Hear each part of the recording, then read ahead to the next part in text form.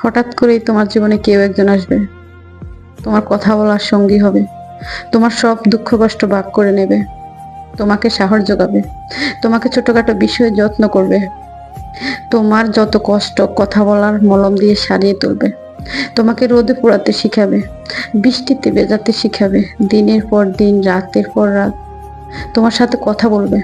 সবচেয়ে বড় কথা, তোমাকে নতুন করে বাঁচতে শিখাবে। তখন তোমার মনে হবে, হ্যাঁ, এরকম একজন তো আমি চেয়েছিলাম। বহু বছর অপেক্ষার পর আমি তাকে পেয়েছি। তোমার পাশে আছে একজন। তারপর যখন কথা বলার তোমার বদ অভ্যাসে পরিণত হয়ে যাবে, তখন একদিন হঠাৎ করে এই মানুষটা বদলে যাবে, তোমাকে ব্যস্ততা দেখাবে। সারাদিন অপেক্ষা করার পর একটা মেসেজ কল আসবে না, তুমি বারবার ফোন চেক করবে, কিছু তোমার অপেক্ষা থেকে যাবে।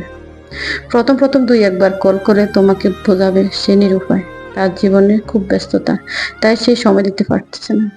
এরপর আস্তে আস্তে যোগাযোগ বন্ধ করে দিবে। তুমি নিজেও বুঝতে পারবে সে আর তোমাকে সময় দিতে চায় না, তাই তুমি মেসেজ কিংবা কল করে বিরক্ত করা বন্ধ করে দিবে। যে মানুষটির জন্য একদিন তুমি ডিপ্রেশন থেকে বের হয়ে এসেছিলে, আবার সেই মানুষটির জন্য আজ আরো গভীর ডিপ্রেশনে চলে যাবে। তখন মনে হবে আগের তুলনায় ভালো ছিলে, আগের একাকিত্বটাই ভালো ছিল।